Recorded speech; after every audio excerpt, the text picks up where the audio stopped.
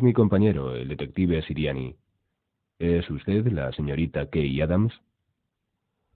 Al obtener respuesta afirmativa, Phyllis prosiguió. ¿Podemos pasar? Quisiéramos hablar con usted acerca de Michael Corleone. Es cuestión de unos pocos minutos. Kay se hizo a un lado para permitirles la entrada, y en aquel momento apareció su padre en el pequeño salón que conducía a su estudio. ¿Quién es, Kay?, preguntó. El padre de Kay, un hombre de cabello gris, delgado y de aspecto distinguido, no solo era pastor de la iglesia bautista de la ciudad, sino que tenía fama en los círculos religiosos de ser un erudito. Kay no conocía muy bien a su padre, pero sabía que le amaba, no obstante la impresión que daba de no fijarse demasiado en su hija como persona. A pesar de que sus relaciones habían sido siempre poco cálidas, Kay confiaba en él. Por ello se limitó a decir: «Estos hombres son detectives de Nueva York. Quieren hacerme algunas preguntas acerca de un muchacho que conozco». El señor Adams no pareció sorprenderse. «¿Por qué no pasamos a mi estudio?», dijo. «Si no le importa, preferiríamos hablar con su hija a solas», repuso Phyllis amablemente. «Bueno, eso depende de Kay, pienso yo», contestó el señor Adams cortésmente. «¿Quieres hablar a solas con estos señores o prefieres que esté yo presente? O quizá tu madre». «A solas, si no te importa, papá», dijo Kay. Dirigiéndose a Phillips, el señor Adams dijo: «Pueden pasar a mi estudio. ¿Se quedarán ustedes a almorzar?». Los dos hombres movieron negativamente la cabeza y Kay les condujo al estudio. Kay se sentó en el sillón de su padre mientras los dos detectives lo hacían en el borde del sofá. Fue Phillips quien abrió la conversación. «Señorita Adams, ¿ha visto o sabido algo de Michael Corleone durante las 3 últimas semanas?». La muchacha se puso en guardia. 3 semanas atrás había leído en los periódicos de Boston la noticia del asesinato de un capitán de la policía de Nueva York y de un traficante de narcóticos llamado Virgil Soloso. Los periódicos decían que en el asunto estaba envuelta la familia Corleone. «No. La última vez que le vi, hace aproximadamente un mes, Michael Corleone se dirigía al hospital a ver a su padre». El otro detective, en tono áspero, dijo: «Estamos enterados de este encuentro. ¿Le ha visto o ha sabido algo de él desde entonces?». «No», contestó Kay.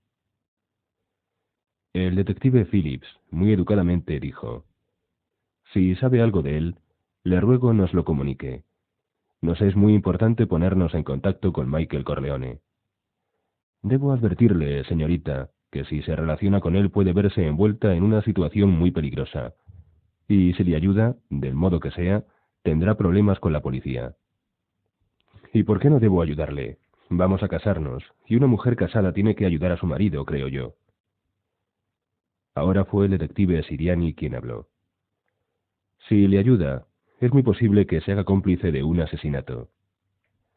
Buscamos a su amigo porque asesinó a un capitán de la policía de Nueva York y a un informador con el que el capitán estaba en contacto. Sabemos que el asesino es Michael Corleone». Kay se echó a reír. Su risa era tan espontánea, tan incrédula, que los dos policías se quedaron sin saber qué pensar. «Mike no puede haberlo hecho. Nunca ha tenido nada que ver con su familia. Cuando fuimos a la boda de su hermana, vi claramente que sus familiares le trataban como a un extraño. Si ahora se oculta será porque no desea publicidad, porque no quiere verse envuelto en todo este asunto. Mike no es un gángster. Le conozco mucho mejor que cualquier otra persona, incluidos ustedes. Es un hombre demasiado sensible para hacer algo tan horrible. Es la persona más amante de la ley que conozco y que yo sepa jamás ha dicho una sola mentira». El detective John Phillips preguntó siempre cortés: «¿Cuánto tiempo hace que le conoce?». «Más de un año». Kay quedó sorprendida al ver que los dos hombres esbozaban una ligera sonrisa. «Creo que hay algunas cosas que debería usted saber», dijo Phillips. «La noche en que se encontró con usted, Michael Corleone fue al hospital». Al salir, tuvo un incidente con un capitán de la policía que había ido al hospital en misión de servicio. Agredió al oficial, pero llevó la peor parte. Concretamente, la discusión le costó una rotura de mandíbula y la pérdida de algunos dientes. Sus amigos lo llevaron a las casas que la familia Corleone posee en Long Beach. Durante la noche siguiente, el capitán con el que se había peleado el día anterior fue asesinado y Michael Corleone desapareció. Tenemos nuestros contactos, nuestros informadores. Todos coinciden en señalar a Michael Corleone, pero carecemos de pruebas. El camarero que fue testigo de los asesinatos no puede identificar una fotografía de Mike, pero tal vez podría reconocerlo personalmente. También tenemos al conductor del automóvil de Soloxo, que se niega a hablar, pero lograríamos hacerle cantar si tuviéramos a Michael Corleone en nuestro poder. Así pues, todos nuestros hombres lo están buscando, al igual que está haciendo el FBI. Hasta ahora no hemos tenido suerte. Por eso hemos pensado que tal vez usted podría ayudarnos. No creo una sola palabra, dijo Kay fríamente. No obstante, la muchacha estaba un poco inquieta pensando que podía ser cierto lo de la mandíbula y los dientes rotos. Ahora bien, lo que no podía creer era que su Mike fuera un asesino. Si sabe algo, ¿nos lo comunicará?, preguntó Phillips. Kay negó con la cabeza. El otro policía, Siriani, dijo rudamente: Sabemos que usted y Michael tienen relaciones íntimas. Tenemos testigos y además los registros del hotel no mienten. Si proporcionamos esta información a los periódicos, su padre y su madre se sentirán muy avergonzados, ¿no cree, señorita? Unas personas tan respetables como ellos no podrían resistir la noticia de que su hija es la amante de un gángster. Si insiste en no hablar, voy a llamar ahora mismo a su padre. Kay le miró, sus ojos agrandados por la sorpresa. Luego se levantó y abrió la puerta del estudio. Pudo ver a su padre de pie junto a la ventana del living, fumando su pipa. «Papá, ¿puedes venir un momento?» El señor Adams entró en el estudio. Pasó el brazo alrededor de la cintura de su hija y dijo: «¿Sí, caballeros?» Al no obtener respuesta, Kay dijo al detective Siriani muy fríamente: «Vamos, oficial, hable». Siriani carraspeó ligeramente antes de decir: Señor Adams, no quiero que me comprenda mal. Lo que voy a decirle es en bien de su hija. Tiene amistad con un individuo del que tenemos fundadas razones para creer que asesinó a un oficial de la policía.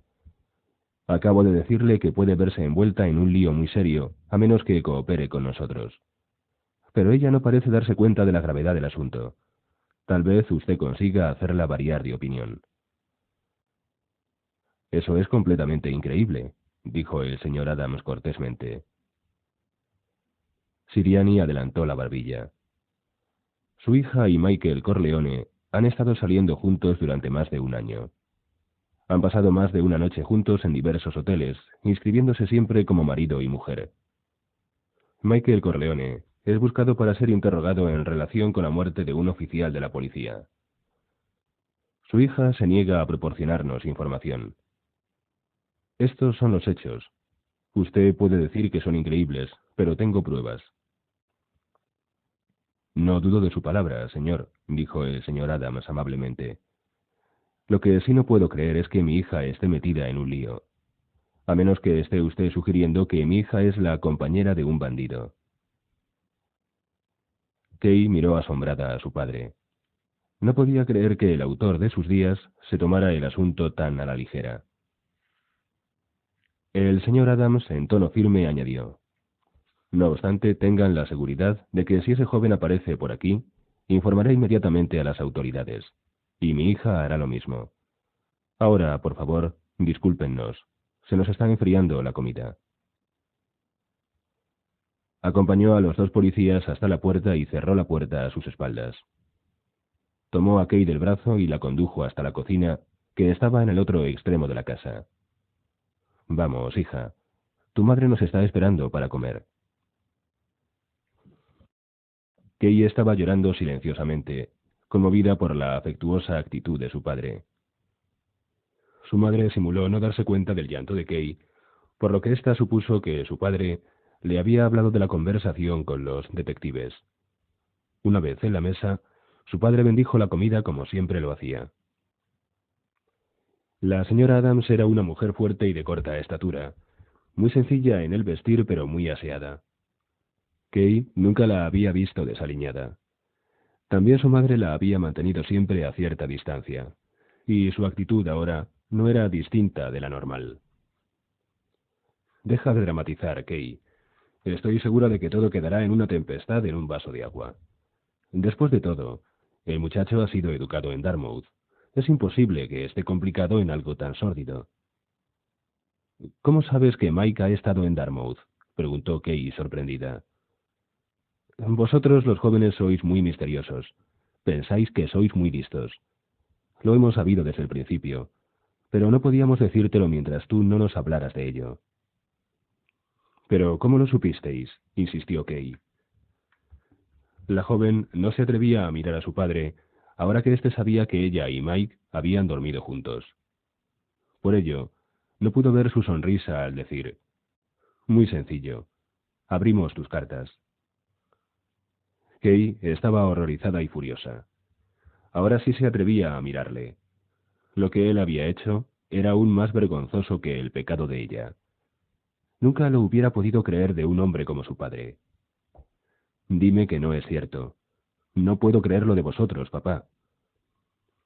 El señor Adams sonrió beatíficamente y dijo: «Sí, consideré qué pecado sería mayor, el de abrir tu correo o el de ignorar cualquier posible mal paso tuyo. Y la elección fue sencilla a la par que virtuosa». La señora Adams, con la boca llena, dijo: «Después de todo, hija mía, eres terriblemente inocente para tu edad. Teníamos que estar enterados, y tú nunca nos dijiste una sola palabra».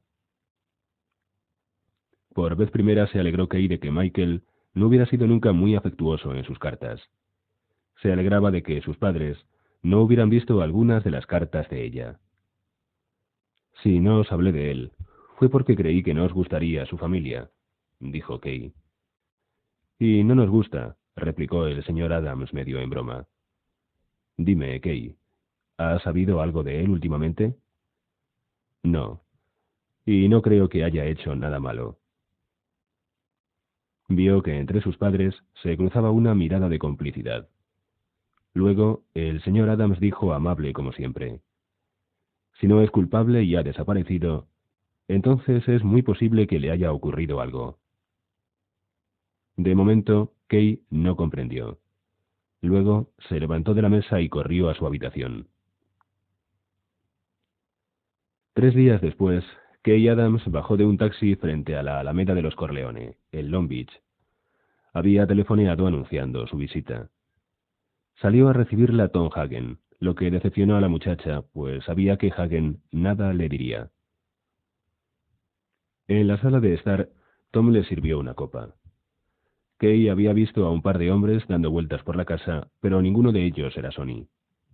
Decidida a ir directamente al grano, preguntó a Tom Hagen: «¿Sabe usted dónde está Mike? ¿Sabe dónde puedo encontrarle?»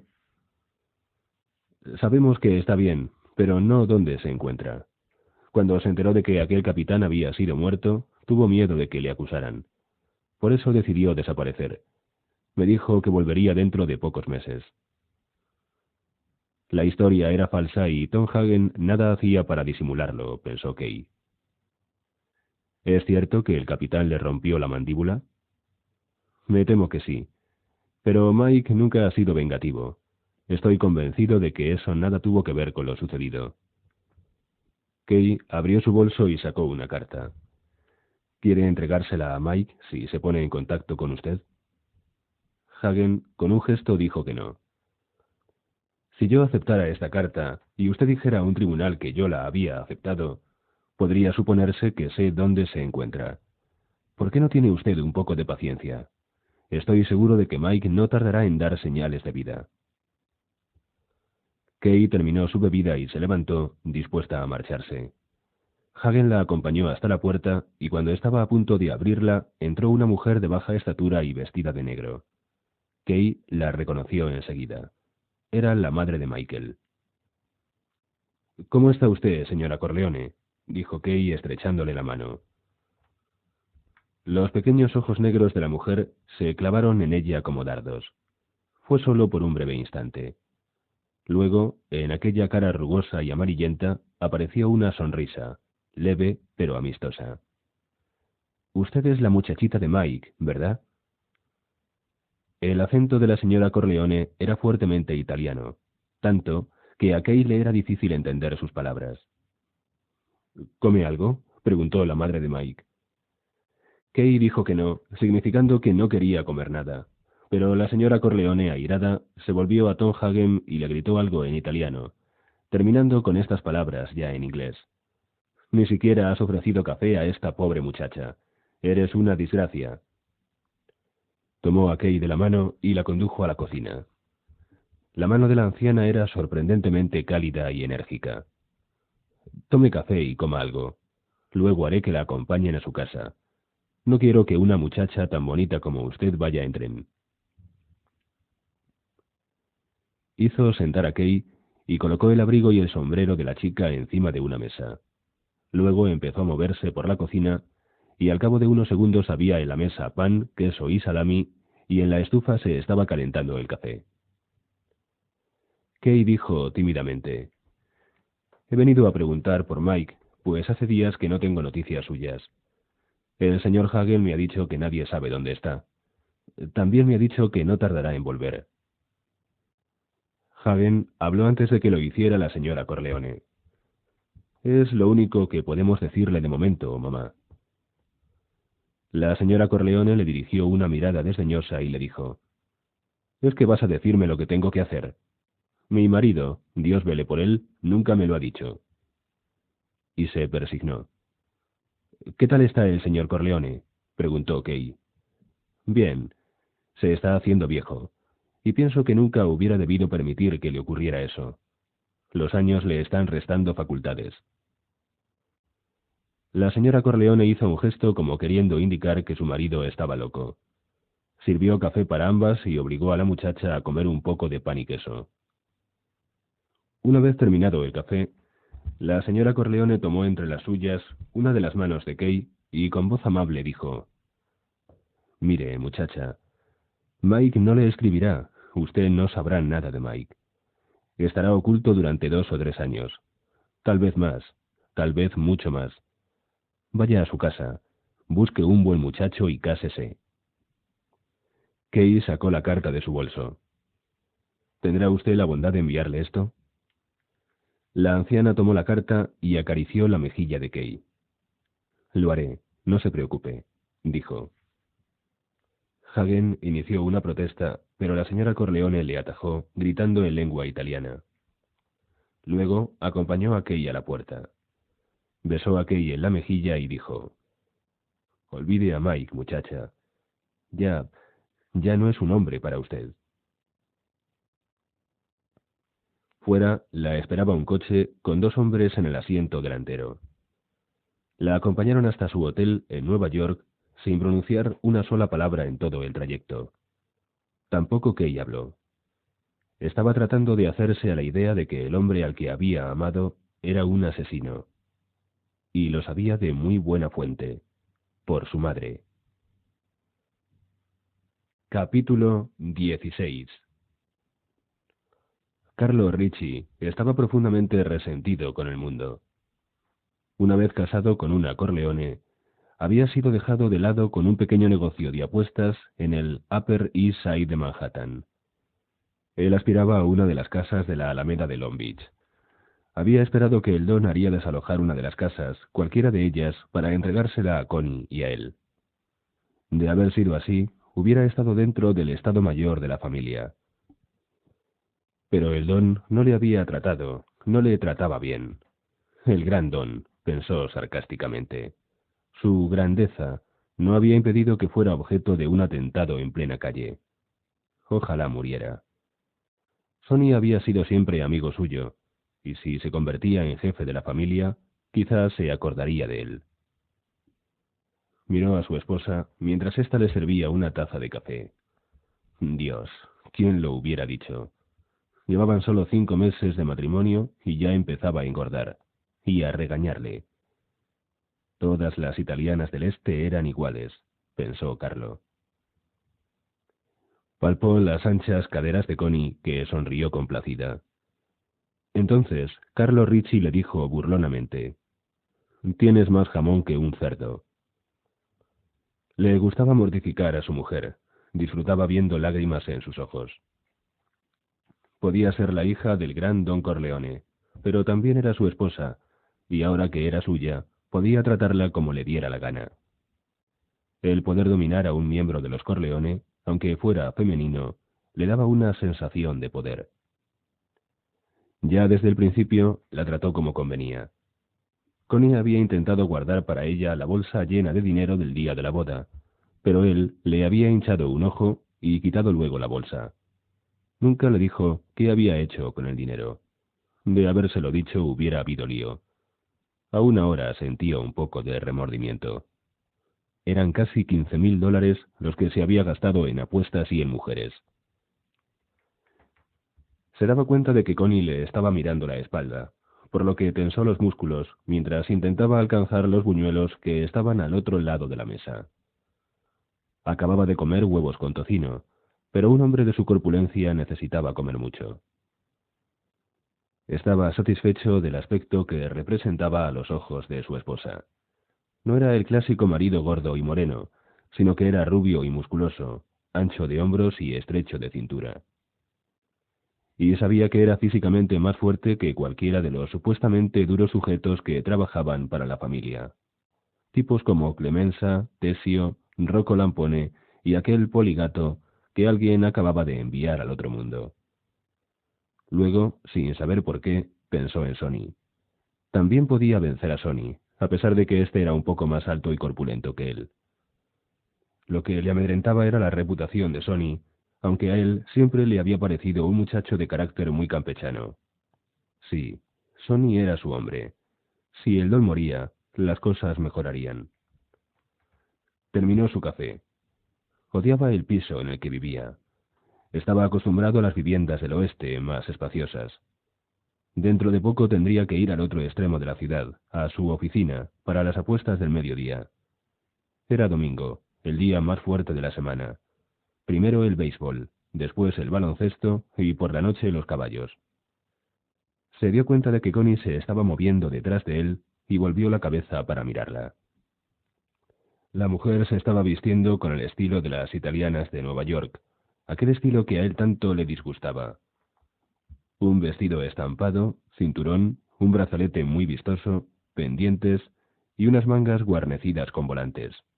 Parecía 20 años más vieja. «¿A dónde diablos vas ahora?», le preguntó Carlo. «A Long Beach, a ver a mi padre», respondió Connie fríamente. «Todavía no puede levantarse de la cama y necesita compañía». Carlo sentía curiosidad.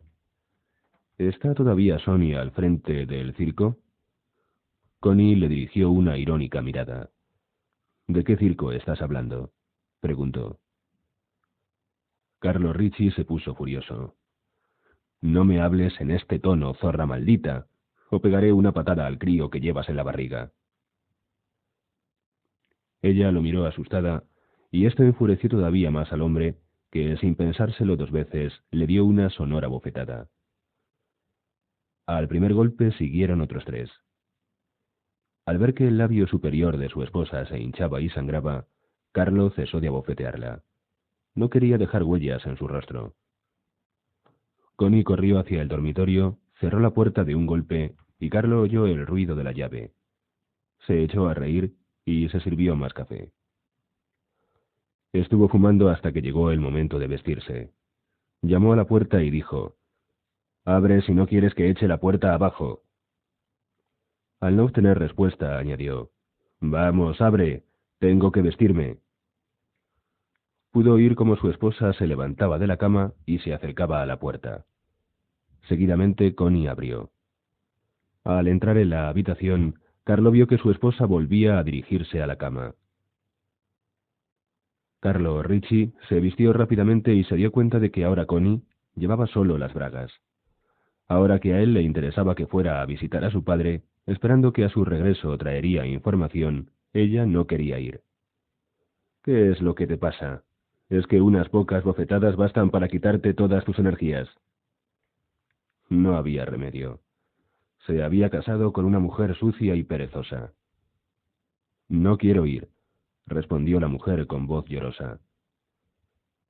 Carlo la obligó a mirarle. Y entonces vio por qué Connie no deseaba ir y pensó que realmente era mejor que no fuera. Se le había escapado un poco la mano. Tenía la mejilla izquierda hinchada y mucho más el labio superior. De acuerdo, pero hoy regresaré tarde. El domingo es mi día de más trabajo. Salió del piso y encontró una multa en el parabrisas del coche. Era de $15 y por aparcamiento indebido. La puso en la guantera junto con las demás. Estaba de buen humor. Cuando acababa de pegar a su mujer, siempre se sentía mejor. Al hacerlo disminuía, sin que él se diera cuenta, la frustración que sentía por verse tratado tan desdeñosamente por los Corleone. La primera vez que la había bofeteado, estuvo un poco preocupado. Ella se había dirigido inmediatamente a Long Beach a quejarse a sus padres y mostrarle su ojo amoratado. Pero, sorprendentemente, cuando regresó, Carlos se encontró con la clásica esposa italiana, sumisa y obediente. Entonces se propuso ser un marido perfecto. Durante varias semanas la trató con deferencia, siempre amable y cariñoso, y todos los días, por la mañana y por la noche, le hacía el amor. Finalmente, Connie, que pensaba que su marido no volvería a golpearla, le contó lo que había ocurrido.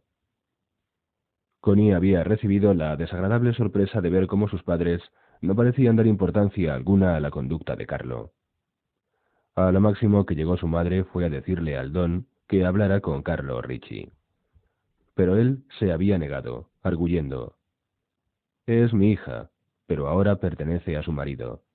Él sabe cuál es su deber.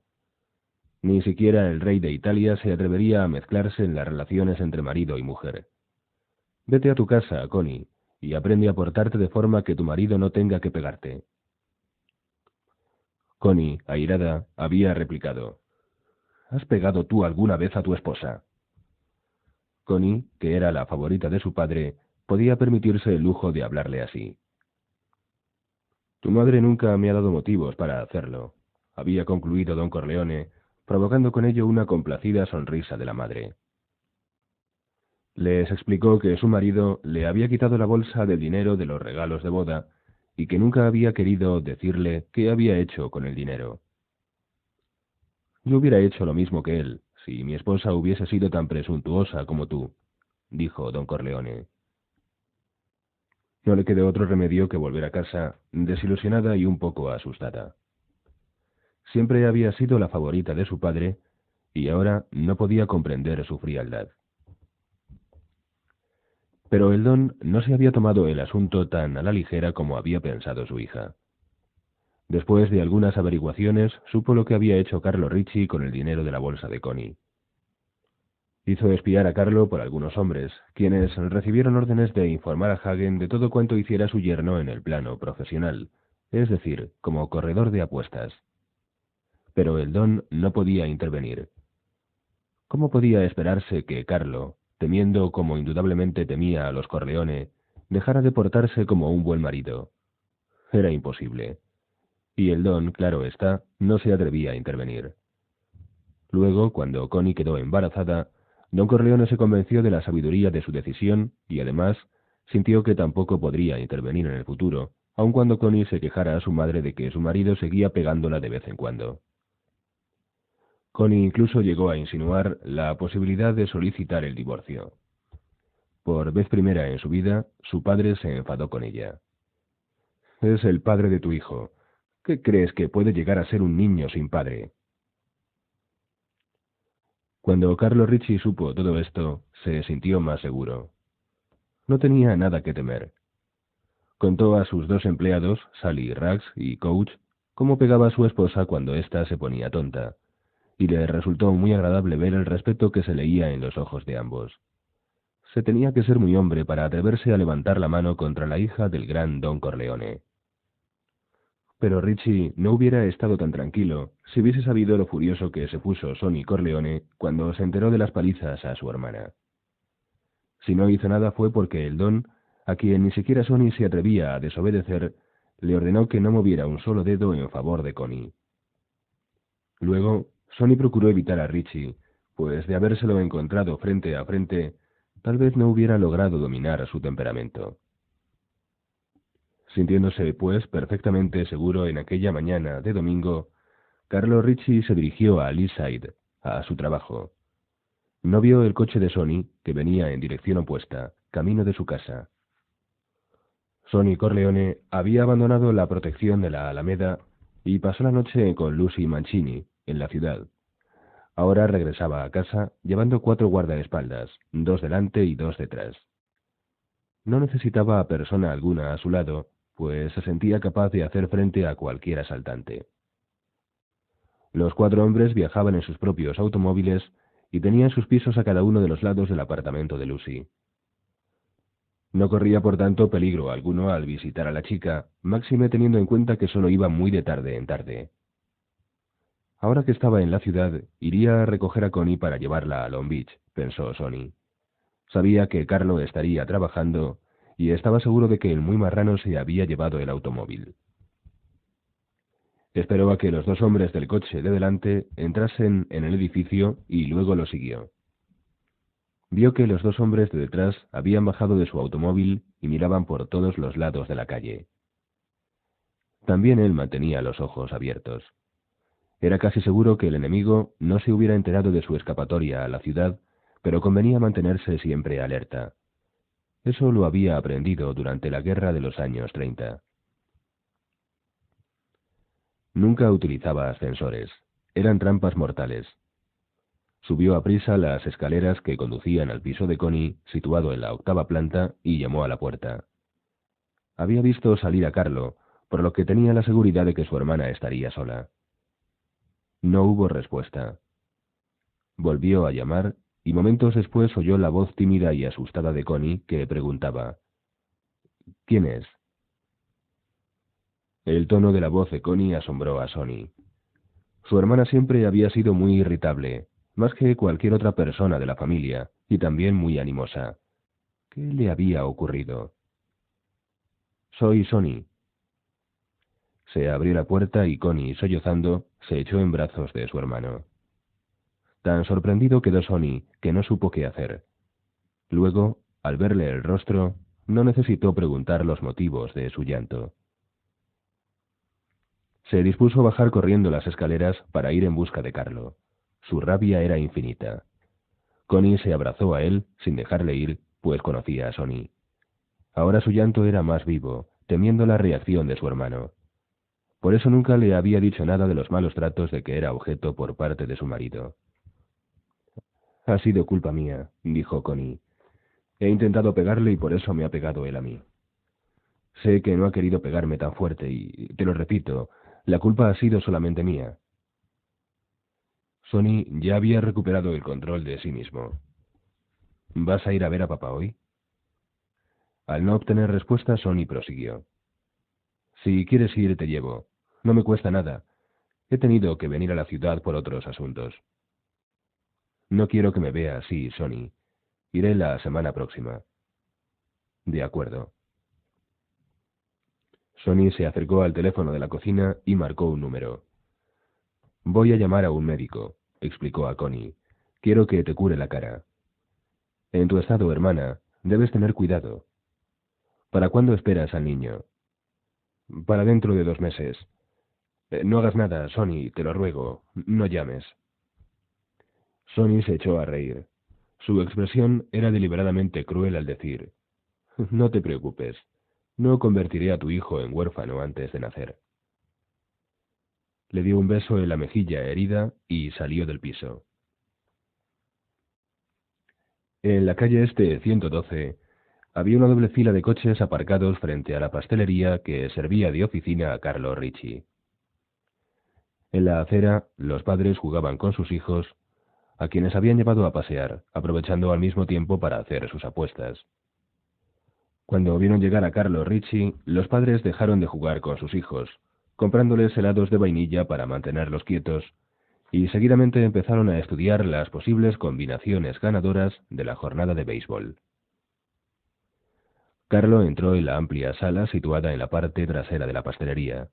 Sus dos escribientes, el pequeño y nervioso Sally Ruggs y el fornido Coach, lo tenían todo dispuesto para empezar. Frente a ellos tenían unas libretas rayadas en las que anotaban las apuestas efectuadas por el público. Y en una pizarra adosada a la pared estaban escritos los nombres de los 16 equipos de la Liga de Béisbol, debidamente aparejados para que se supiera quién se enfrentaría a quién. Junto a la inscripción de cada encuentro figuraban también 8 cuadros destinados a escribir las probabilidades de cada encuentro. Carlo preguntó a Coach: ¿Está conectado con el nuestro el teléfono de la tienda? No, lo hemos desconectado ya, respondió Coach. Carlo se acercó a la pared en la que estaba el teléfono y marcó un número. Sally Ruggs y Coach lo contemplaron impasibles mientras anotaba las probabilidades de cada encuentro. Cuando hubo colgado el auricular, los dos hombres procedieron a anotar en la pizarra los números que Carlo había recogido por teléfono. Aunque Carlo lo ignoraba, Ruggs y Coach ya habían efectuado también una llamada, para asegurarse de que Carlo había transcrito fielmente los datos que le habían sido proporcionados. En la primera semana de su trabajo como corredor de apuestas, Carlo se había equivocado al escribir las probabilidades en la pizarra y no convenía en modo alguno que tal cosa volviera a ocurrir, ya que el único que podía perder era el corredor. Si un jugador apostaba de acuerdo con un pronóstico falseado y luego apostaba otra vez con otro corredor de acuerdo con el pronóstico correcto, no podía perder. Aquel fallo de Carlo supuso una pérdida de $6.000, lo que confirmó la opinión que el don tenía de su yerno. Desde aquel día dio órdenes de que fuera debidamente comprobado todo el trabajo de Carlo. Normalmente, los altos miembros de la familia Corleone nunca se hubieran ocupado de tales detalles. Había por lo menos 5 escalones entre ellos y Carlo Ricci. Pero ya que la correduría de apuestas era ante todo una prueba para el yerno, el negocio de éste había sido puesto bajo la supervisión directa de Tom Hagen, a quien Sally Ruggs y Coach tenían que informar diariamente, por escrito. Los jugadores entraron en la sala de la parte posterior de la pastelería, dispuestos a efectuar sus apuestas. Algunos llevaban a sus hijos de la mano. Un hombre que acababa de apostar fuerte dijo cariñosamente a la niña que le acompañaba: ¿Quiénes te gustan más, hija mía, los gigantes o los piratas? La muchachita, fascinada por los pintorescos nombres de los equipos, contestó: ¿Son los gigantes más fuertes que los piratas? El padre se echó a reír. La gente empezó a colocarse frente a los dos anotadores. Cuando el anotador acababa de llenar una hoja, la arrancaba de la libreta, envolvía el dinero con ella y lo entregaba a Carlo. Este salió de la estancia, subió unos escalones, entró en la vivienda ocupada por el propietario de la pastelería y su familia y puso el dinero en una caja fuerte oculta por una cortina. Luego regresó a la habitación de la parte trasera de la tienda, tras haber quemado la hoja de las apuestas y echado las cenizas en el lavabo. Ninguno de los partidos del domingo empezaba antes de las 2 de la tarde, pues la ley lo prohibía. Por ello, después de la primera oleada de apostantes, venía una segunda compuesta por padres de familia que antes de volver a casa a recoger a la familia para ir a la playa, tenían que efectuar a toda prisa sus apuestas. Seguían luego los jugadores solteros y los que, no siéndolo, condenaban a su familia a pasarse la tarde del domingo en casa sufriendo calor. Los apostadores solteros eran los que jugaban más fuerte. Muchos de ellos, además, volvían nuevamente a las 4 para apostar nuevamente en los partidos de la Segunda Liga. Eran ellos los culpables de que Carlo tuviera que hacer horas extras los domingos, aunque, desde la playa, algunos hombres casados llamaban para apostar por teléfono en esta segunda serie, para tratar de recuperar el dinero perdido en la primera serie. A la 1:30 la actividad era poca, por lo que Carlo y Sally Rags pudieron salir un rato a tomar el aire en la acera, junto a la pastelería. Se entretuvieron mirando jugar a los niños. Pasó un coche de la policía, pero no se preocuparon lo más mínimo. Su negocio estaba muy bien respaldado, y a nivel local nada había que temer. Además, en todo caso, hubieran sido avisados con tiempo suficiente. Coach salió a reunirse con ellos y estuvieron charlando un rato sobre béisbol y mujeres. Alegremente, Carlo dijo: «Hoy he tenido que pegar nuevamente a mi mujer. He tenido que enseñarle quién es el amo».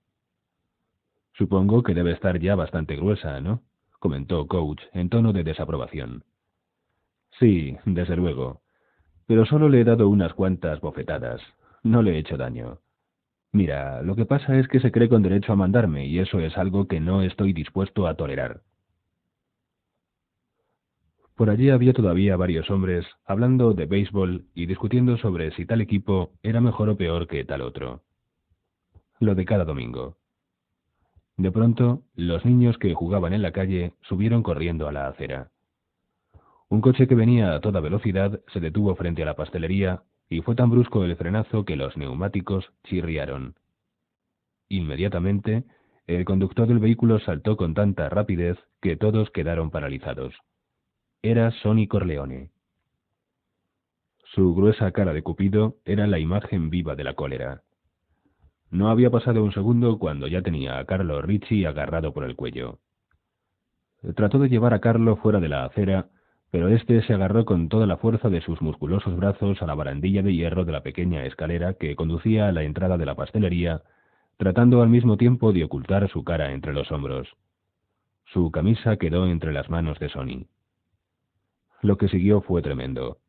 Sonny empezó a pegar puñetazos a Carlo mientras lo insultaba a pleno pulmón, y éste no ofreció resistencia alguna, pese a su fuerza física, ni dijo una sola palabra.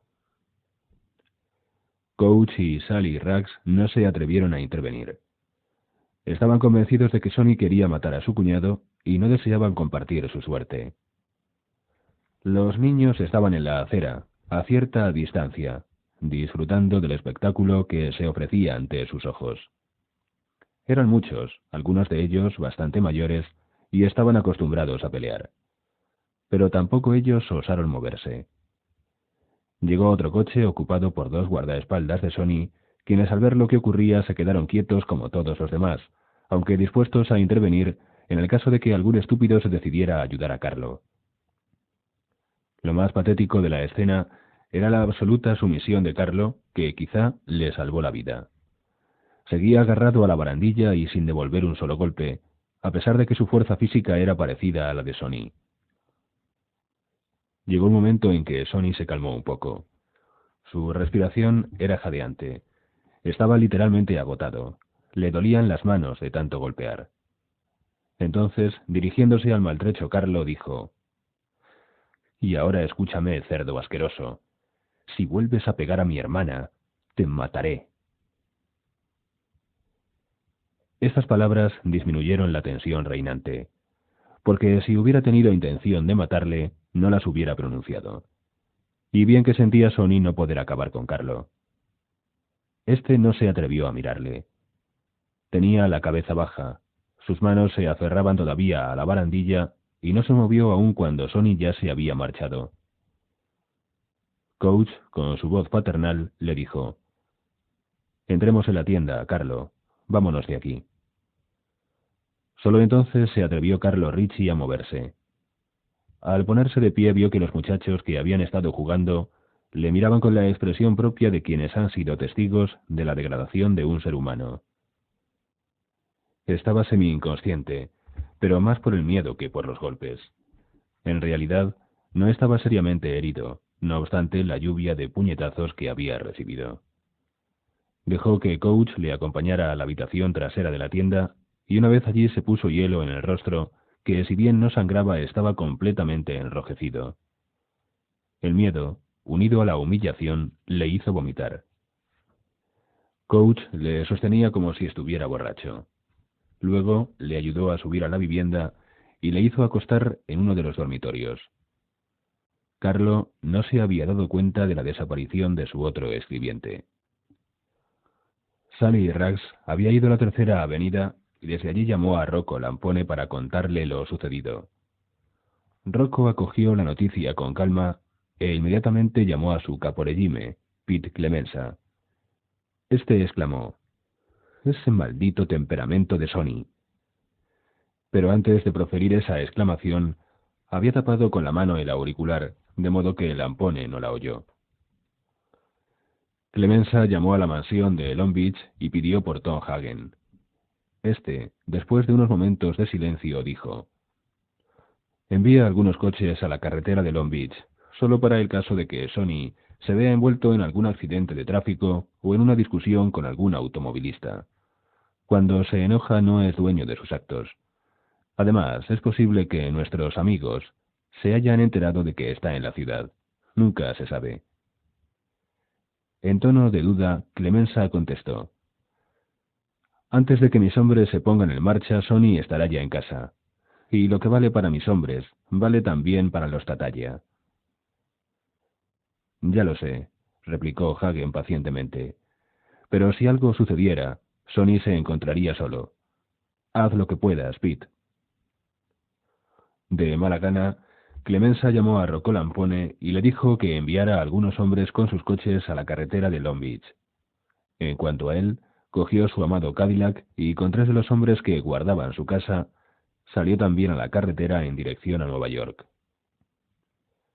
Uno de los que habían estado en los alrededores de la pastelería, un pequeño apostador a sueldo de la familia Tatalla en calidad de confidente, llamó a su contacto.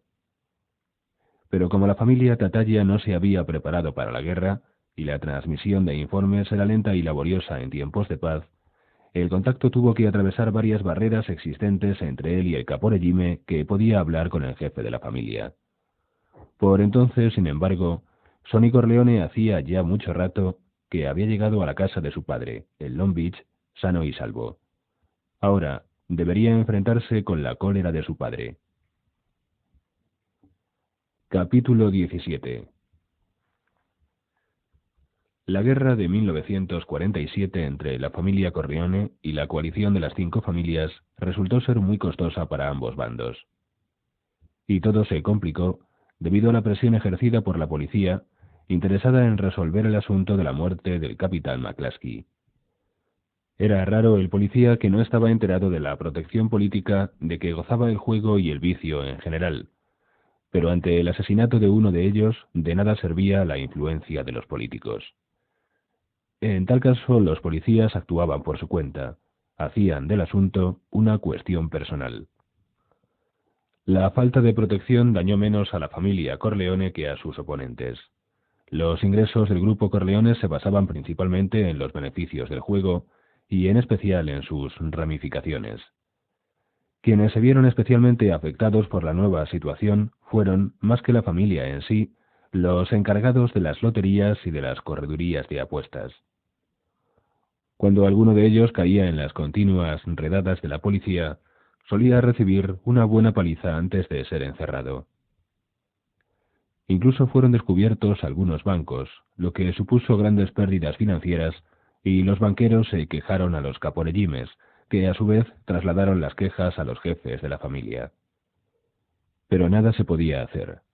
Los banqueros, que eran verdaderos personovantes, recibieron órdenes de cesar en sus negocios, y todas las operaciones del rico territorio de Harlem fueron encomendadas al cuidado de los independientes negros de la zona, que operaron de forma tan disimulada que a la policía se le hizo muy difícil el descubrirles.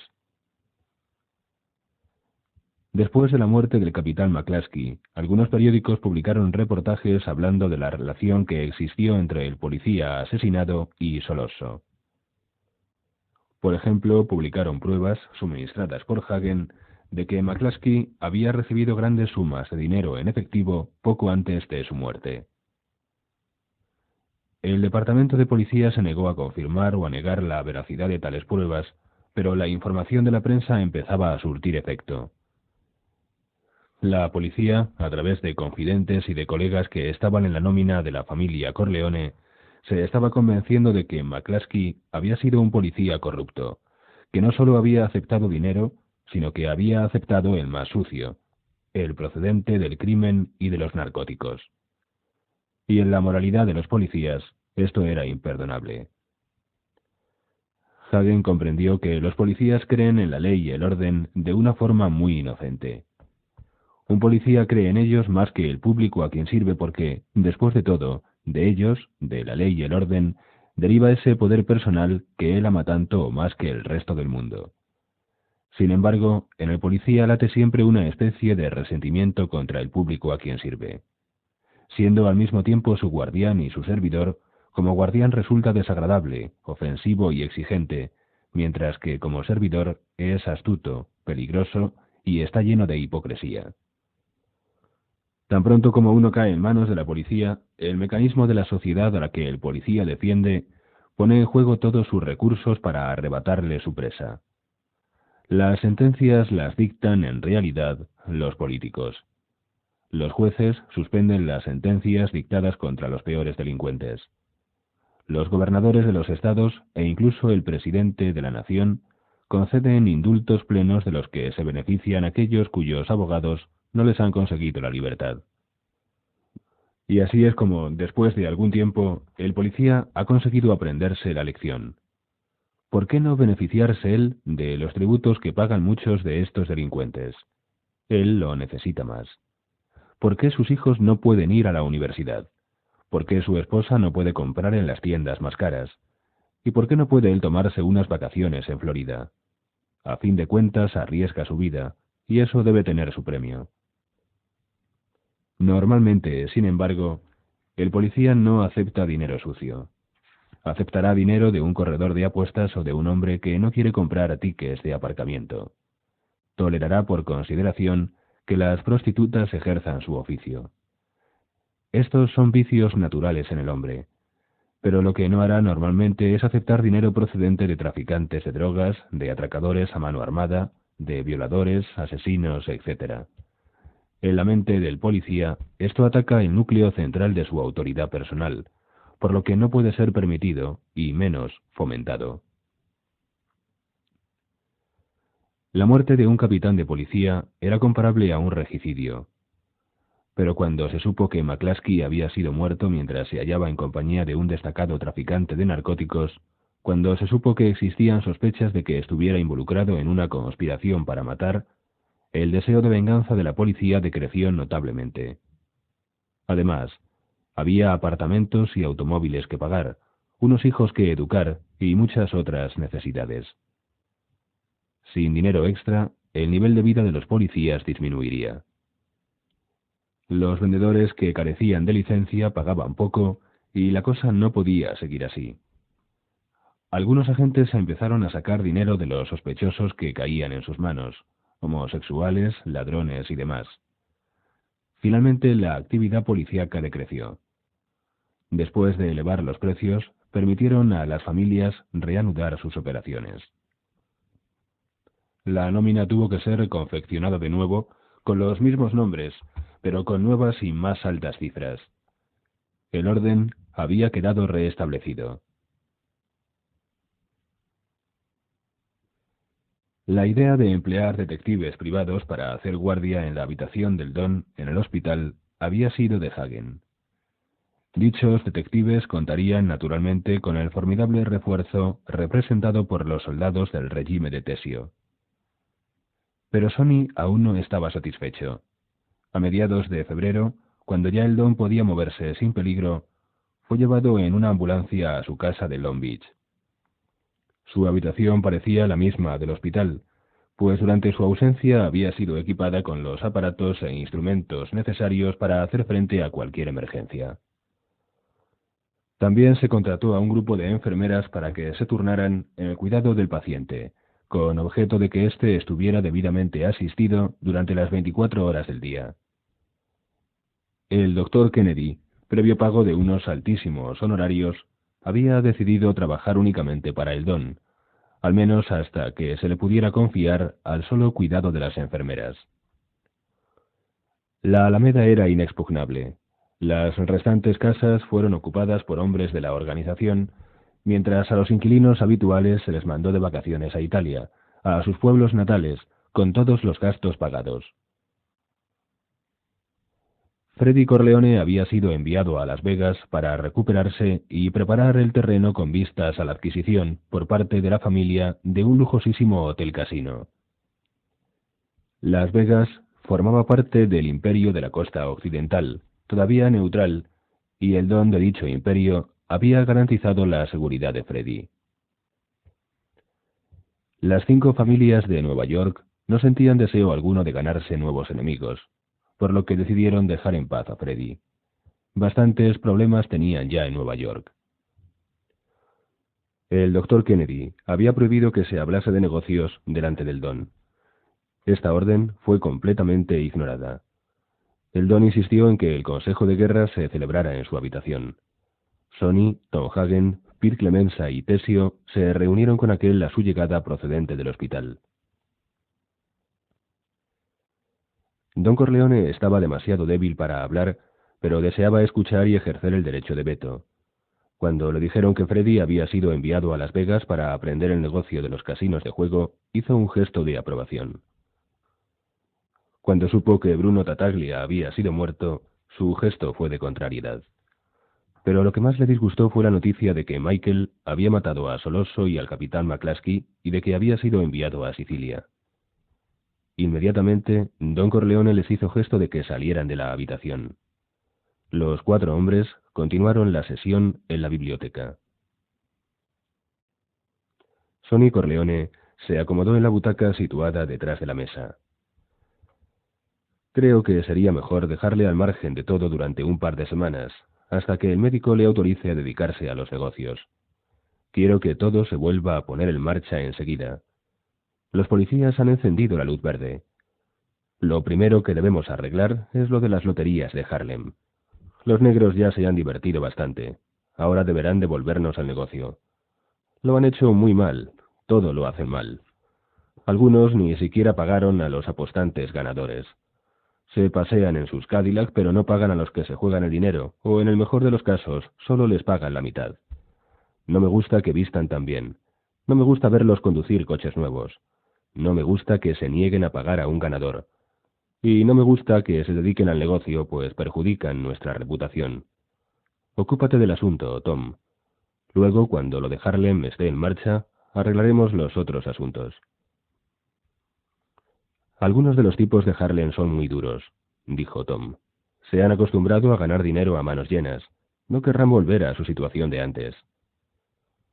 Confecciona una lista con sus nombres y entrégasela a Clemenza. Él se encargará de hacerles entrar en razón.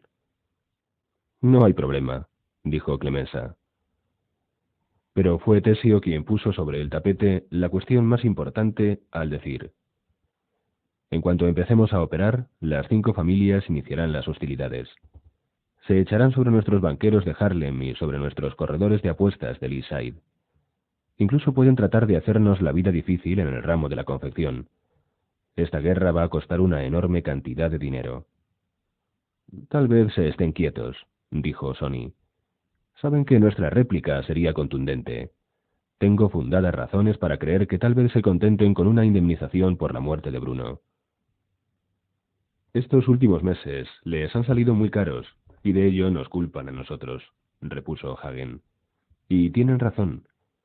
Pienso que lo que quieren de nosotros es que entremos en el tráfico de narcóticos, aprovechando las influencias políticas de la familia.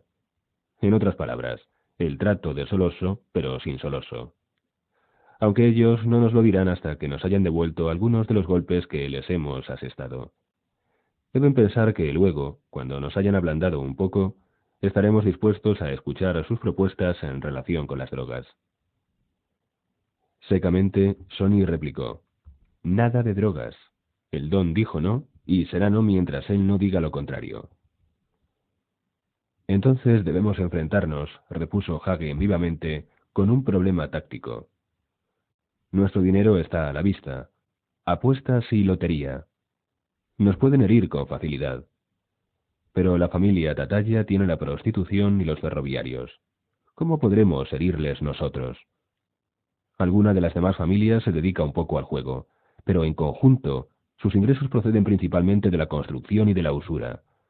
Además, controla los sindicatos y obtiene los contratos gubernamentales. Su dinero no está en la calle. El nightclub de los Tatalla es demasiado famoso para que podamos actuar en él. El escándalo sería mayúsculo. Y con el Don fuera de combate, su influencia política iguala a la nuestra. El problema no es de fácil solución. Es mi problema, Tom, dijo Sonny, y debo ser yo quien decida. Encárgate de que sigan las negociaciones. Reemprendamos nuestros negocios y esperemos a ver qué ocurre. Si lo que las 5 familias quieren es guerra, tendrán guerra. Clemenza y Tessio tienen soldados suficientes para hacer frente a todos. Si es preciso, iremos a las trincheras. Con los independientes de Harlem no hubo problema. La policía se encargó de hacerles abandonar el negocio. Los negros nada pudieron hacer, pues por aquel entonces era prácticamente imposible que un hombre de color lograse sobornar a un policía, debido más que nada a los prejuicios raciales. Harlem había sido considerado siempre como un problema de poca monta, y los hechos demostraron que era así efectivamente. Las 5 familias golpearon en una dirección inesperada. 2 poderosos miembros del sindicato de la confección, ambos pertenecientes a la familia Corleone, fueron asesinados. Seguidamente, los usureros de la familia Corleone fueron barridos de los muelles, como lo fueron también los corredores de apuestas. Los estibadores se pasaron a las 5 familias. Los corredores de apuestas de los Corleone fueron amenazados para hacerles cambiar de bando. El más importante lotero de Harlem, un viejo amigo y aliado de la familia Corleone, fue brutalmente asesinado. No había alternativa. Sonny dio a sus caporegimes la orden de ir a las trincheras. Fueron adquiridos 2 apartamentos en la ciudad. El amueblarlos fue fácil, pues solo se necesitaban colchones para que los hombres pudieran dormir, un refrigerador para la comida, armas y municiones. Clemenza y sus hombres ocuparon uno de los apartamentos, Tessio y los suyos el otro. A todos los corredores de apuestas de la familia se les asignaron guardaespaldas. Los loteros de Harlem, sin embargo, se habían pasado al enemigo, por lo que, de momento, nada podía hacerse contra ellos. Todo esto costó mucho dinero y los ingresos eran escasos. Pasados unos meses, una cosa se hizo evidente, que la familia Corleone llevaba las de perder. La cosa estaba clara. Con el Don todavía demasiado débil para intervenir, una gran parte de la fuerza política de la familia quedaba neutralizada. Además, y el detalle tenía su importancia, los últimos 10 años de paz habían debilitado seriamente las cualidades combativas de los 2 caporegimes, Clemenza y Tessio. Clemenza seguía siendo un perfecto ejecutor de las órdenes que le eran encomendadas, y era asimismo un buen administrador, pero había perdido la energía indispensable para mandar a sus soldados. Y a Tessio, los años le habían ablandado demasiado. Había perdido buena parte de su dureza. En cuanto a Tom Hagen, a pesar de sus brillantes cualidades, no era el hombre indicado para ejercer el cargo de consigliere en tiempo de guerra. Su defecto principal consistía en no ser siciliano. Sonny Corleone se daba perfecta cuenta de estos puntos débiles de la familia, así como de que tales puntos débiles eran fatales en tiempo de guerra. Sin embargo, tenía las manos atadas. Nada podía hacer para cambiar las cosas. No era el Don, y solamente el Don podía reemplazar a los caporegimes y al consigliere. Además, el hecho mismo de efectuar alguna sustitución podría ser extremadamente peligroso, podría precipitar alguna traición. Al principio Sonny había pensado luchar a la defensiva, en espera de que el Don pudiera hacerse cargo de la dirección de la guerra, pero con la deserción de los loteros y el miedo de los corredores de apuestas, la posición de la familia se estaba convirtiendo en verdaderamente precaria. Sonny Corleone, después de pensarlo, decidió devolver golpe por golpe. Decidió asestar su golpe en el corazón mismo del enemigo. Planeó una gran maniobra táctica para la ejecución de los jefes de las 5 familias. Así, de una sola vez. A tal efecto, Sonny elaboró un completo sistema de vigilancia. Los jefes de las familias no darían un solo paso sin ser espiados. Con lo que no contó Sonny fue con que al cabo de una semana, a los jefes enemigos pareció habérselos tragado la tierra. Dejaron de ser vistos en público. Las 5 familias y el Imperio Corleone jugaban una dramática partida de ajedrez. ¿Quién conseguiría el jaque mate? Capítulo 18. Amerigo Bonasera vivía en la calle Mulberry, a pocas manzanas del lugar donde tenía la funeraria, y por ella iba cada día a cenar a su casa. Luego regresaba a su establecimiento, uniéndose a los familiares de los muertos que yacían en los severos y tristes salones. Nunca había podido acostumbrarse a las bromas que muchos hacían en relación con su profesión. Naturalmente, ninguno de sus amigos o familiares le hacía objeto de broma alguna al respecto. Para la gente que estaba acostumbrada a ganarse el pan con el sudor de su frente, todas las profesiones eran igualmente dignas de respeto. El piso de los Bonasera estaba amueblado con un estilo serio. En el comedor había una estatua de la Virgen María, iluminada con bombillas de color rojo. Amerigo, antes de cenar, encendió un Camel y se sirvió un vaso de whisky americano. Su esposa puso en la mesa 2 humeantes platos de sopa. Ahora el matrimonio vivía solo. Bonasera había enviado a su hija a Boston, a casa de la hermana de su madre, para que pudiera olvidar la terrible experiencia sufrida a manos de los 2 rufianes que don Corleone había castigado. Mientras comía la sopa, su esposa le preguntó: ¿Tienes que volver a trabajar esta noche? Amerigo Bonasera asintió. Su esposa respetaba su trabajo, pero no lo entendía. No entendía concretamente que la parte técnica fuera lo menos importante de su profesión. Ella pensaba, como la mayoría de la gente, que su marido era pagado para dar a los muertos un aspecto lo más agradable posible. Y su habilidad como maquillador era legendaria. Pero lo más importante era, según parecía, su presencia física en el velatorio. Cuando la familia doliente llegaba por la noche para recibir a los parientes y amigos junto al ataúd, les era indispensable que Amerigo Bonasera estuviera con ellos. Era un perfecto compañero de la muerte.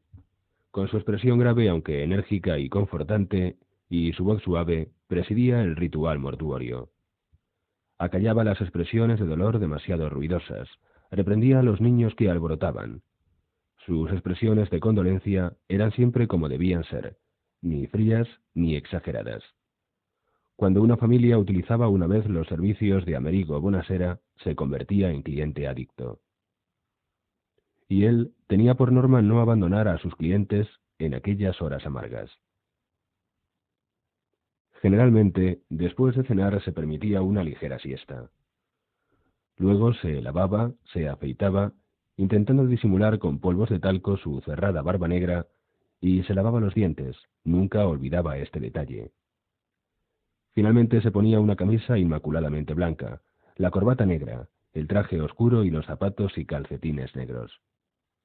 No obstante esta indumentaria, su aspecto no era triste, sino confortante. Se teñía el pelo, frivolidad increíble en un italiano de su generación, pero no lo hacía por vanidad, sino simplemente porque su cabello era una mezcla de pelos blancos y negros que Amerigo consideraba no estaba a tono con su profesión. Una vez terminada la sopa, su esposa le sirvió una chuleta y espinacas. No era hombre de mucho comer. Acabada la comida, tomó una taza de café y encendió otro cigarrillo. Entonces pensó en su pobre hija. Ya no volvería a ser la misma. Su belleza exterior había sido restaurada, pero ahora había en sus ojos un brillo de terror animal.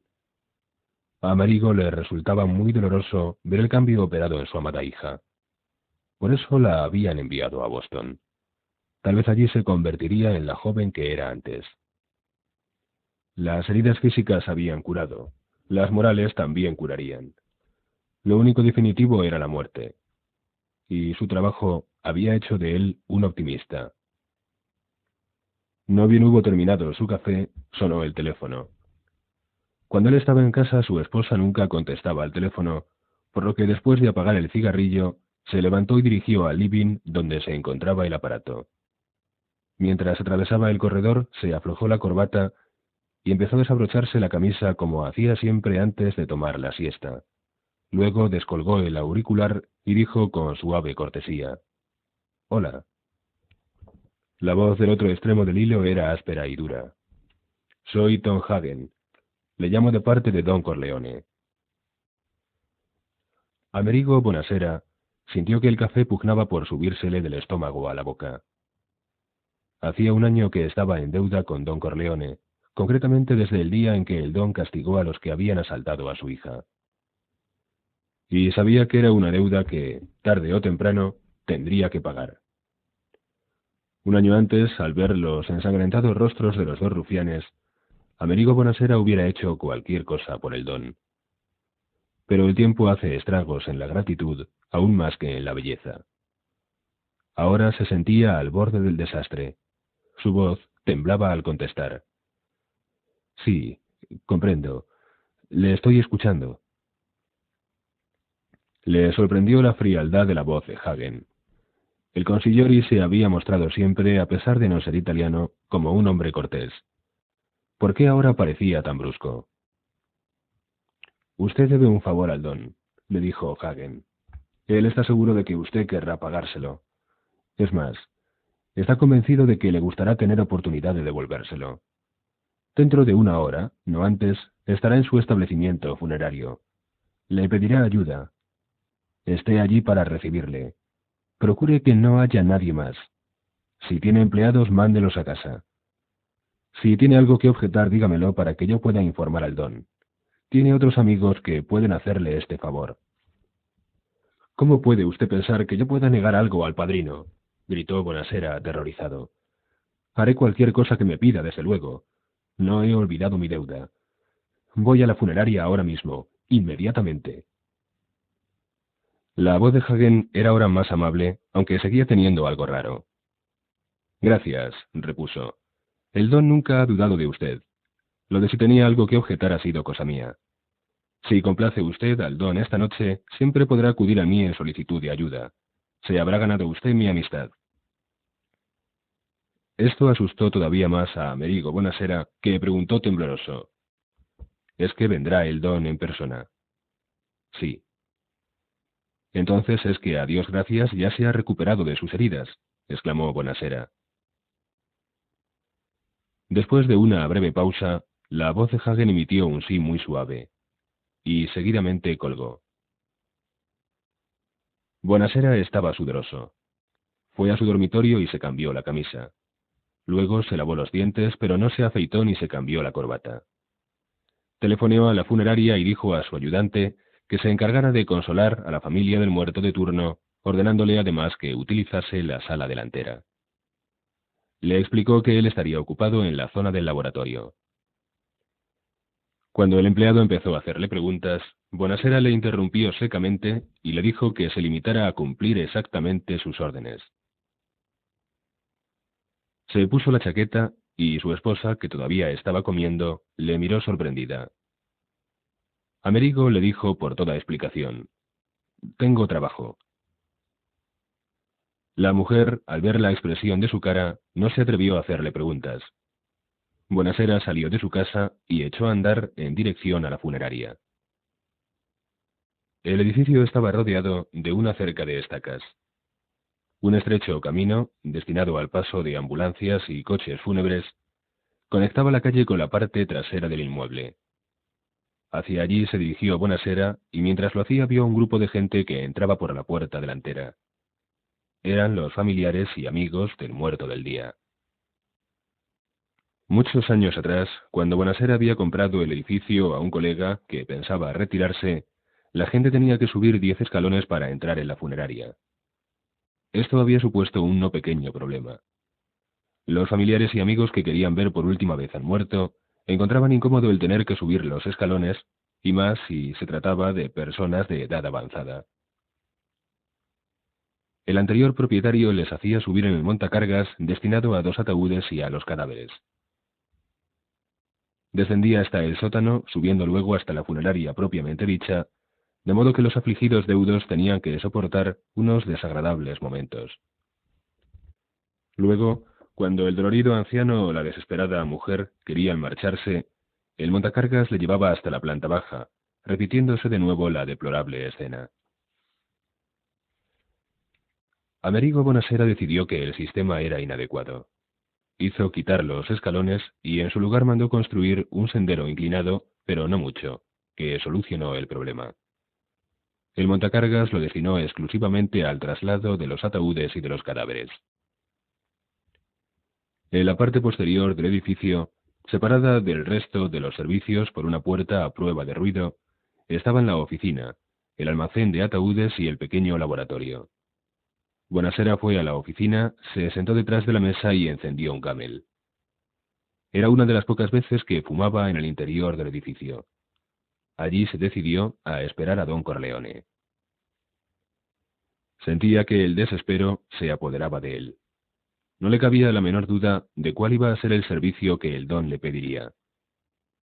Hacía meses que la familia Corleone estaba en guerra contra las 5 grandes familias de la mafia neoyorquina, y la carnicería había llenado las páginas de los periódicos.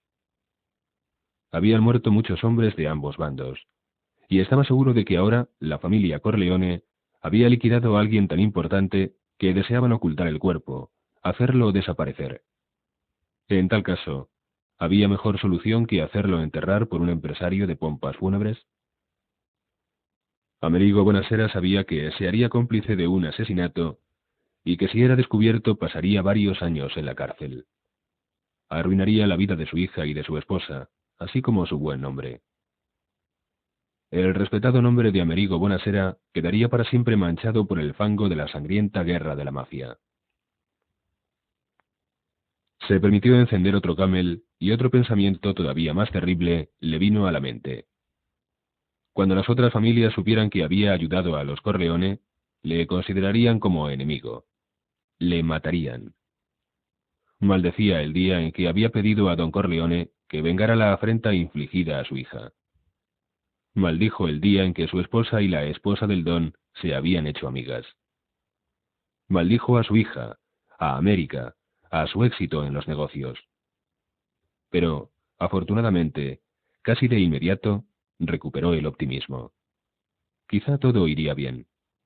Don Corleone era un hombre muy listo. Lo más seguro era que hubiera tomado las medidas necesarias para que nada se supiera. Lo único que debía procurar era no dejarse dominar por los nervios, porque, naturalmente, lo peor, lo irremediable, sería ganarse la enemistad del don. Oyó el ruido de neumáticos sobre la grava y se dio cuenta de que un coche acababa de atravesar el sendero que conducía desde la calle a la parte trasera del edificio. Abrió la puerta. El primero que entró fue el corpulento Clemenza, seguido de 2 jóvenes de aspecto muy duro. Inspeccionaron los diferentes aposentos, sin decir una sola palabra, y luego Clemenza salió. Bonasera quedó a solas con los 2 jóvenes. Momentos después, Bonasera reconoció el sonido de una ambulancia rodando por el sendero, y seguidamente volvió a aparecer Clemenza, esta vez seguido de 2 hombres que llevaban una camilla. Los temores de Amerigo Bonasera se habían convertido en realidad. En la camilla había un cuerpo envuelto en una sábana gris. Los pies, descalzos, quedaban al descubierto. Clemenza acompañó a los camilleros a la habitación destinada al embalsamamiento y luego, desde la oscuridad del patio, otro hombre entró en la bien iluminada oficina. Era don Corleone. El don había perdido peso durante su estancia en el hospital. Se movía con cierto embaramiento. Llevaba su sombrero en la mano. Parecía más viejo, más encogido que la última vez que Bonasera le había visto, el día de la boda de Connie. Pero todavía daba la impresión de ser un hombre poderoso.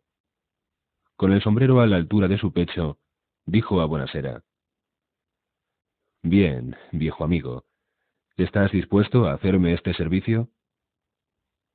Bonasera dijo que sí y siguió al don, que se dirigió hacia el embalsamatorio. El cadáver estaba encima de una de las acanaladas mesas. Don Corleone movió casi imperceptiblemente su sombrero y los otros hombres salieron de la habitación.